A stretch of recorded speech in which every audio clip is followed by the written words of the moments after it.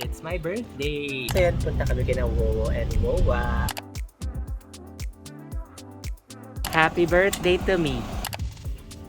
Mag-unboxing tayo ng ibang mga gifts from one of my bestest friends, si Sam Lee. Iba siya. And shout out sa lahat ng mga BJ Pascual. From my Ivy fam. From one of my favorite faces to shoot, Sarah Labati. Galing ito sa isang napaka-importanteng tao sa buhay ko, aka myself. Ikinuwento ni DJ Pascual. Incredibly talented DJ Pascual. Iconic photographer, DJ Pascual. DJ Pascual. DJ Pascual. DJ Pascual. DJ Pascual. Tinapot si DJ Pascual.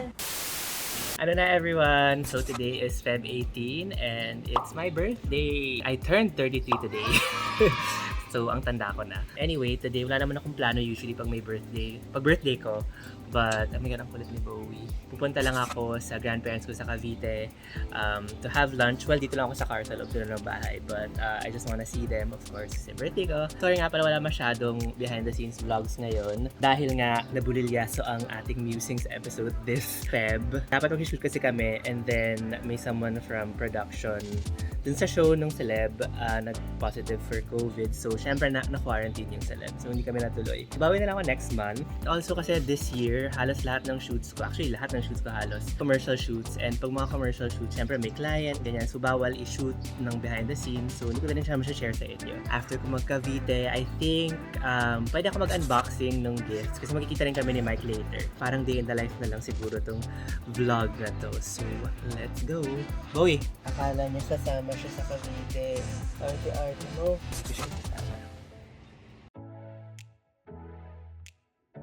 Okay, so we are on the way to Cavite with my sister. Terno pa kami. Hindi, galing siyang work. Saan ka ba nag-work? City Hall. Sa City Hall siya nag-work. So, kung may kailangan kayo sa Makati City Hall, charit. But yan, ang super gulo kong car. Diyan yung mga jacket ko sa likod. So yan, punta kami kina Wowo and Wowa. Actually, dapat di siya kasama. Buti na lang maaga natapos yung work niya today. And nakasama siya. So yan, excited na kami makauwi again. Although sa kotse lang naman, but still.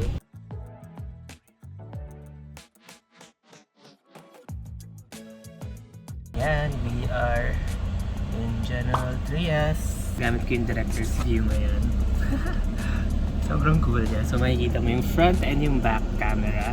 And then, if you can see dito sa screen, pwede mong piliin kung ano yung malaki, maliit, as in like without editing. Pwede mong piliin kung anong dun sa 3 cameras yung makikita nung nasa harap. So super cool. Pinapit tayo sa bahay. Standard wide and then yung ultra wide. And then yung tele.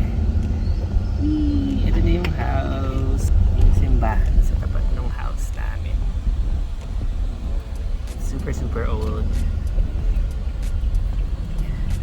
Zoom in natin. Grabe yung telephoto. We're here. Ito na tayo.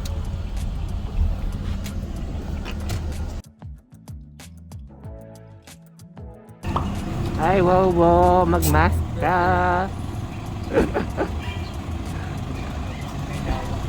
Oo nga, may cobwebs. Hello. Thank you. Asan si Wawa? Si Wawa ayaw mag-mask.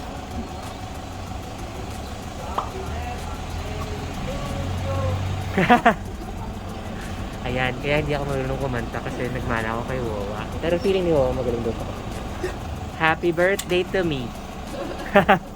Pizza daw. Or tacos. Ayan, syempre pinapakain na naman kami nila Wawa. Bernina. Yan ang favorite gawin ni Wawa. Pag umuwi kami, pakainin kami ng marami. Gusto namin. Ayan na yung pagkain. Ang bongga ng pizza, homemade ni Tito Easy to, di ba? Siya mismo gumawa ng dough. Malunggay? Yeah. Amazing. Oh Sour. my God, bakit sa'yo special? Meron sa'yo oh. Pang birthday kasi yan. Nagtatanong na kami ni Wawa ng mga pagkain. Ako, ayoko na. Okay na ako sa tacos. And pizza. Kainin nyo na yung pizza. Yes. Ito na yung table ko from na nabili ko sa Lazada. Diba? Naka-fold siya.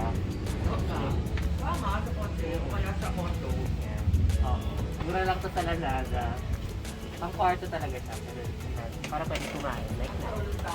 Kain na tayo, Barb. Hindi pang work. Homemade pizza kay Tita Louie.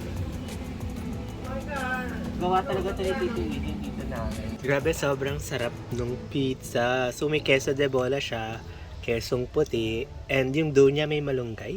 Tama ba? Ang galing. Sobrang sarap. Lahat ng favorite ko. Queso de bola and kesong puti. Akavita margarita. Ching. Diba may second course pa? May tacos. Gusto ko yung, anong tawag dito sa ganyang ano? Yung parang pinaghalong ketchup and mayo. Ay, no. Diba uso yan nung nung high school? May padala pa silang, anong bagong padala? Saging and ube. Oh my God, ang daming food. Bye-bye! Parang tapansik na bernin yung pakse, oh. Pakse, nasa supot. Yung pizza pala, wala pa. May pa-take home at... Ayan na, may pa-take home. Thank you. Ang bongga. Bye. Bye-bye! Bye. Oh, ingat kayo. Bye-bye! Oh, birthday. Thank you!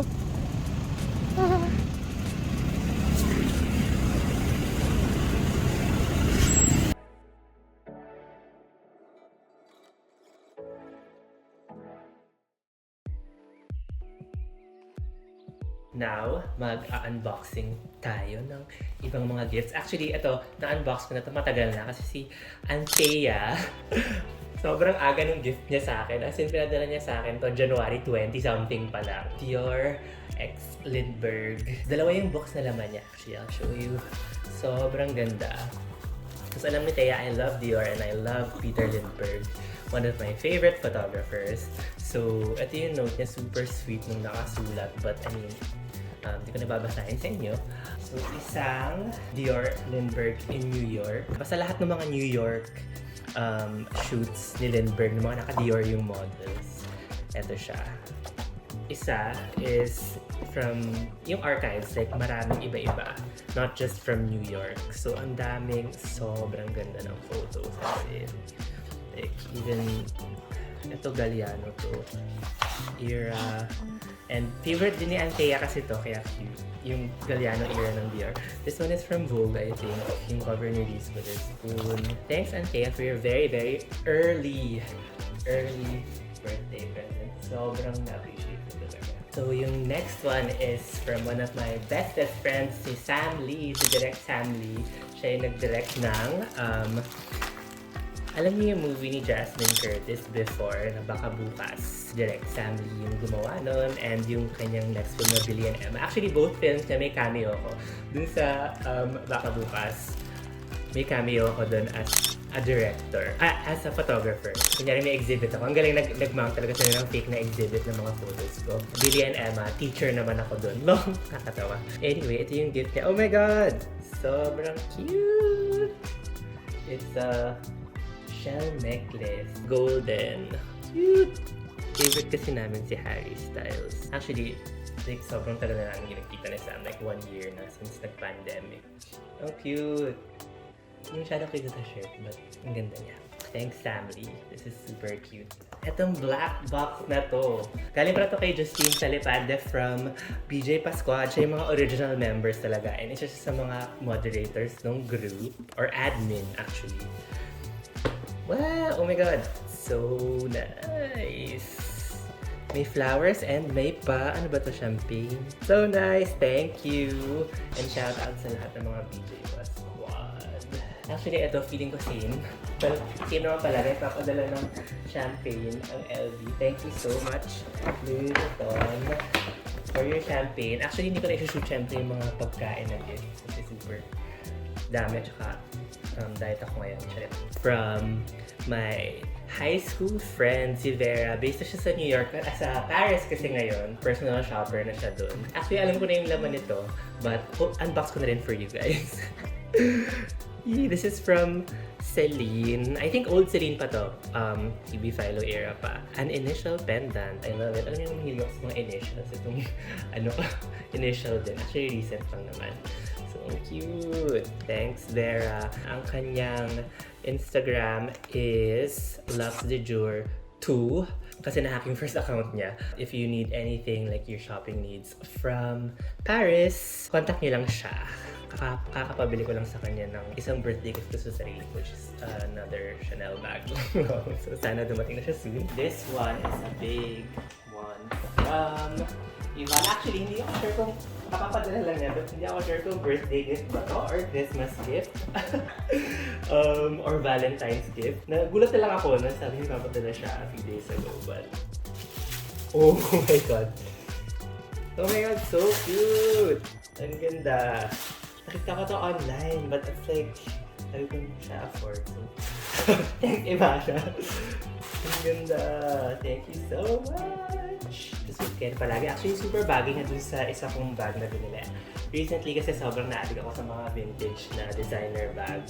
Parang nakabili na ako ng 4 na vintage bags. So, yung isang bag na binili ko is yung Balenciaga na first bag, yung very first bag ng Balenciaga under Nicolas Ghesquière. Purple yun, so bagay na bagay ito sa sapatos na to.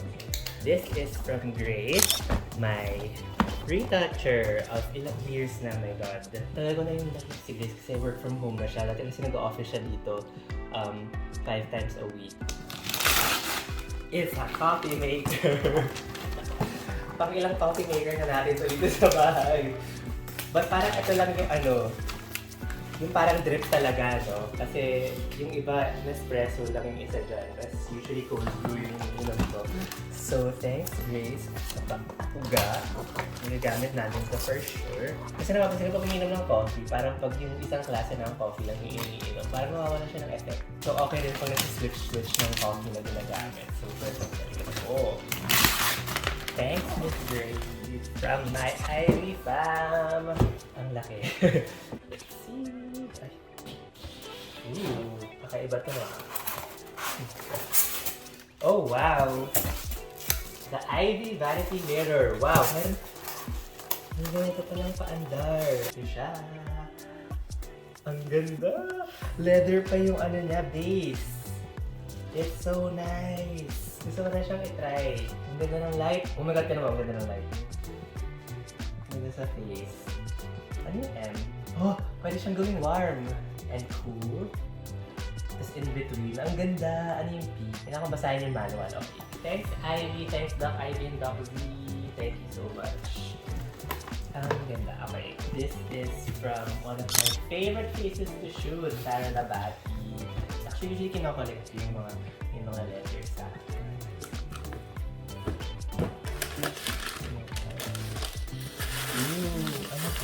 oh my god, so cute! Well, I think alam ni Sarah na obsessed ako sa small bags recently.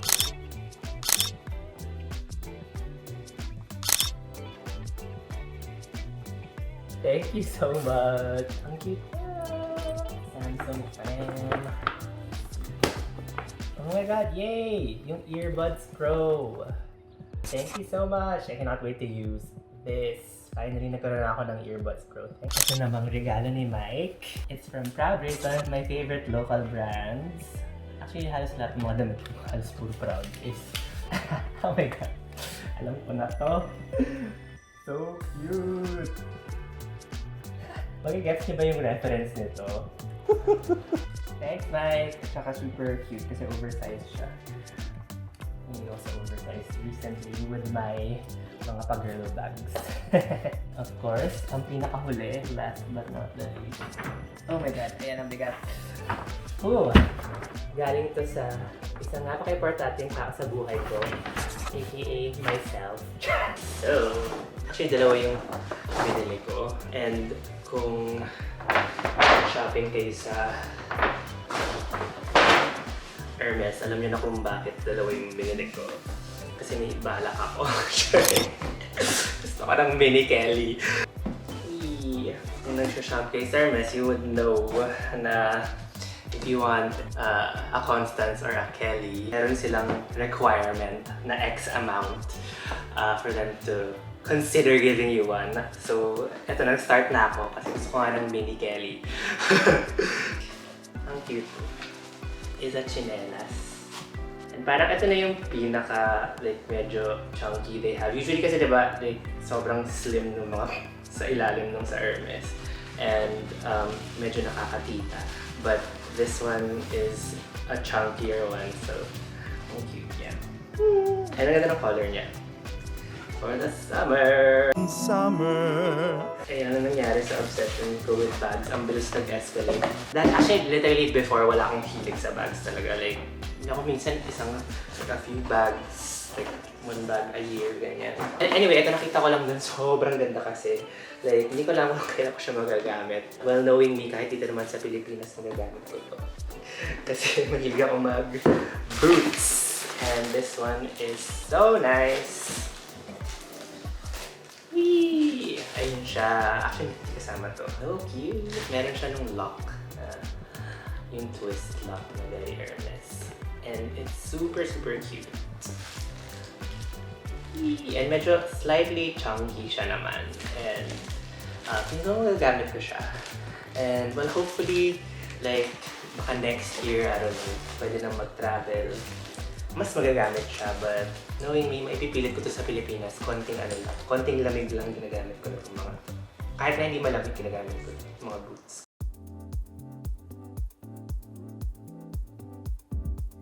Yeah, ayun, tapos na yung unboxing and wala pa rin si Mike. Oh my God, nakakaloka. Paano siya nagpa-beauty pa si Mike sa Derma, so wala pa siya ngayon. So I guess mamaya pagdating niya, magka-quality time na lang kami. So I guess that's it for today's vlog. I hope you guys enjoyed this super chill vlog lang. So yan, don't forget to like, share, subscribe, and hit the notification bell to get updated on my next videos. And comment down below if you enjoyed this episode or if may mga suggestions pa kayo. By the way, malapit na pala mag 500k. So we are gonna be working on the mechanics kung sino yung masushoot ko na isang subscriber for a Musings episode. So abangan nyo yun. So see you guys next week!